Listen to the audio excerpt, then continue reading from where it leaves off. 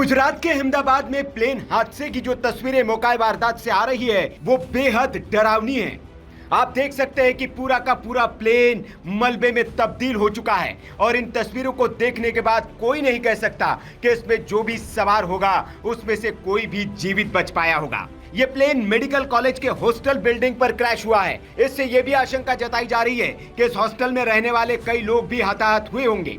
आपको बता दें कि एयर इंडिया के इस विमान में गुजरात के अहमदाबाद के इंटरनेशनल एयरपोर्ट से लंदन के लिए उड़ान भरी थी, लेकिन उड़ान भरने के तुरंत बाद ही एयर इंडिया का ये ड्रीम लाइनर विमान क्रैश हो गया। इस विमान में 230 पैसेंजर, 2 पायलट और क्रू के 10 मेंबर यानी कि कुल 242 पैसेंजर सवार थे। लेकिन इस प्लेन के क्रैश होने से ठीक पहले प्लेन के पायलट सुमित सबरवाल ने मेडे कॉल किया था। विमानन की दुनिया में पायलट ये संकेत आखिरी वक्त में देता है। इसका मतलब होता है कि मेरी मदद करो। जब पायलट को यह लग जाता है कि अब हालात उसके हाथ में नहीं है, काबू से बाहर हो चुके हैं, तब वो मेडे संकेत जारी करता है। बोइंग 787 को उड़ा रहे पायलट को बहुत अनुभवी बताया जा रहा है। उनके पास 82,000 घंटे उड़ान का अनुभव था। जानकार ये भी बता रहे हैं कि दरअसल विमान में कोई गड़बड़ी बहुत शुरुआत में ही पता चल गई थी। हालांकि इस संभावना से भी इनकार नहीं किया जा सकता कि स्थितियों को जज करने में पायलट या एटीसी से कोई गड़बड़ न हुई हो। पायलट कैप्टन सुनील सबरवाल ने मेडे का संकेत तो दे दिया, लेकिन गड़बड़ी को सुधारने या ठीक करने का उनके पास वक्त ही नहीं था। विमान कुछ ही क्षणों में नीचे गिरने लगा और देखते ही देखते आग के गोले और गाढ़े काले धुएं में तब्दील हो गया था।